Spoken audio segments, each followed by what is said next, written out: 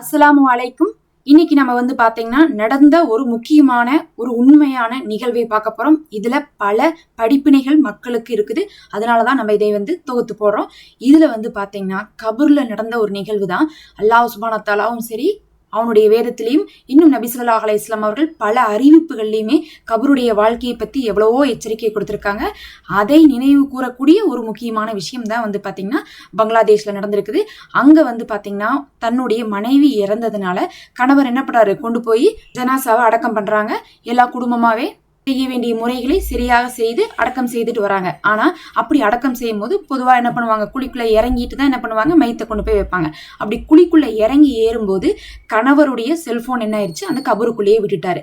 ஆனா அவருக்கு தெரியல. அவங்க பாத்தீங்கன்னா அந்த சோகத்தோடவே மேலே வந்துடுறாங்க. அதுக்கப்புறம் கபர் மூடிடுறாங்க. அதுக்கப்புறம் பாத்தீங்கன்னா வீட்டுக்கெல்லாம் போயிடுறாங்க. அப்புறம் தேடுறாங்க, அவங்களுக்கு கிடைக்கல. அவங்க அன்னைக்கு ஃபுல்லா துக்கத்தோட இருக்கிறனால அவங்க அதை பெருசா கண்டுக்கல. அடுத்த நாள் அடுக்கடுத்த நாள்னு சொல்லிட்டு ஒரு 2 நாள் 3 நாள் ஆகுது. உங்களுக்கே தெரியும், பொதுவாக மவுத்து வீட்டுல எப்படி இருக்கும், வேற எதுவுமே கையும் காலும் ஓடாது, அந்த நிலைமையில தான் இருக்கும்.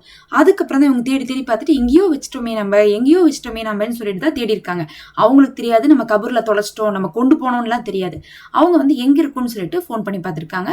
அப்படி ஃபோன் பண்ணும்போது அந்த போனை பாத்தீங்கன்னா அடிச்சதுக்கு பிறகு வந்த சத்தம் இருக்குல்ல, அது இவர்களை ரொம்ப அதிர்ச்சியாக்கி இருக்குது. அது ரொம்ப ஒரு பயங்கரமான சப்தமாக இருந்திருக்குது. அப்பதான் இவங்களுக்கு தெரியுது, நம்ம கபருக்கு போய் அடக்கம் பண்ணும் போது கூட நம்மளுடைய பாக்கெட்ல போன் இருந்துச்சு, அப்ப அங்கதான் நம்ம விட்டுருக்கோம்னு சொல்லிட்டு அப்புறம் இந்த சத்தம் அதை கொண்டு போய் என்ன பண்றாங்க, அஜரத்துமார்கள்ட்ட கேட்கறாங்க. இப்படி சத்தம் வருதே பயங்கரமாக அப்படின்னு சொல்லிட்டு கேட்கும் போது அவங்க சொல்றாங்க, இது கபருடைய வேதனையுடைய சத்தமாக கூட இருக்கும் அப்படின்னு சொல்லிட்டு அவங்க சொல்றாங்க. அப்ப உடனே கேட்டுட்டு நாங்க என்ன பண்ண முடியும், என்னுடைய மனைவி இப்ப கபருல இருக்காங்க, அவங்களுக்காக நாங்க என்ன பண்ண முடியும் அப்படின்னு சொல்லிட்டு கேக்குறாங்க. அதை எப்படி குறைக்கணும்னு கேக்குறாங்க.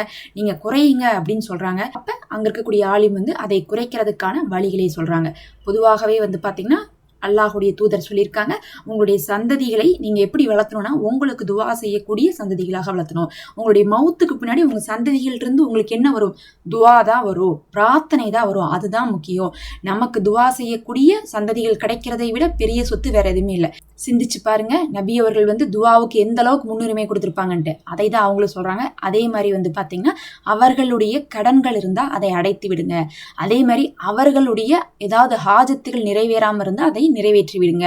அதாவது இந்த விஷயத்தை நான் செய்யறேன், நோன்பு வைக்கிறேன், உம்ரா வரேன், ஹஜ் செய்யறேன் நியத்து வச்சிருந்தாங்கன்னா அதை நிறைவேற்றி விடுங்க அப்படின்னு சொல்லியிருக்காங்க. அவர்கள் யாரிடத்துலயாவது தவறு செஞ்சா அவர்களுக்காக நீங்க போய் அவங்கள்ட்ட மன்னிப்பு கேட்டுக்கோங்க அப்படின்னு என்ன பண்ணியிருக்காங்க, ஆலிம் சொல்லியிருக்காங்க. இதுதான் முக்கியமாக மௌத்தானவங்களுக்கு நம்ம செய்யணும். என்ன செய்யணும், அவர்களுக்காக துவா செய்யணும். யா அல்லாஹ் அவர்களுடைய கபருடைய வாழ்க்கையை சிறப்பாக்கிவே அப்படின்னு கேட்கறது. அதே மாதிரி அவர்கள் வாங்கிய கடனை அடைத்து கொடுக்கணும். எங்கிட்டலாம் சொல்லிட்டு போல, நீங்க பொய் சொல்றீங்க இப்படின்லாம் பல பேர் பேசிட்டு ஊருக்குள்ள சுத்திட்டு இருப்பாங்க. ஆனா அது எந்த அளவுக்கு கெடுதல்னா கபூர்ல இருக்கிறவங்களுக்கு பெரும் வேதனையா இருக்கும். உங்களுக்காக அவங்க வாழ்ந்திருப்பாங்க, அவங்க ஏதோ ஒரு கட்டத்துல கடன் வாங்கியிருப்பாங்க. அது உங்களுக்காக கூட இருக்கலாம், இல்ல வேற ஏதோ ஒரு காரணத்துக்காக கூட இருக்கலாம். ஆனா கபூர்ல அவங்க அடையக்கூடிய வேதனைய நீங்க குறைக்கிறதுக்காகயாவது அந்த கடனை அடைக்கணும். ஆனா அதை கூட அடைக்காம இருக்கக்கூடிய உயிரோடு இருக்கவங்க நினைச்சு பாருங்க, அந்த வேதனையை அவங்க கபூர்ல அனுபவிச்சுட்டு இருக்காங்க. அப்ப கடனை அடைக்கணும். அதே மாதிரி பாத்தீங்கன்னா ஒரு சதக்கத்துல் ஜாரியா பண்ணலாம்.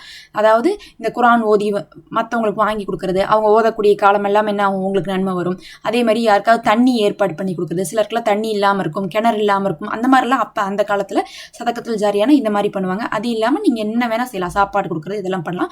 இந்த மாதிரி நன்மையான காரியங்கள் தான் அவங்கள கபூர்ல என்ன பண்ணுவோம், மன அமைதியோட வேதனை இல்லாம இருக்க வைக்கும்னு சொல்லியிருக்காங்க.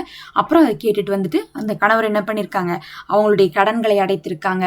அவர்களுக்காக அவர்கள் யார் இடத்துல சண்டை போட்டாங்களோ அதை மன்னிப்பு கேட்டிருக்காங்க. அதுக்கு பிறகு அவர்களுக்காக துவா செய்திருக்காங்க.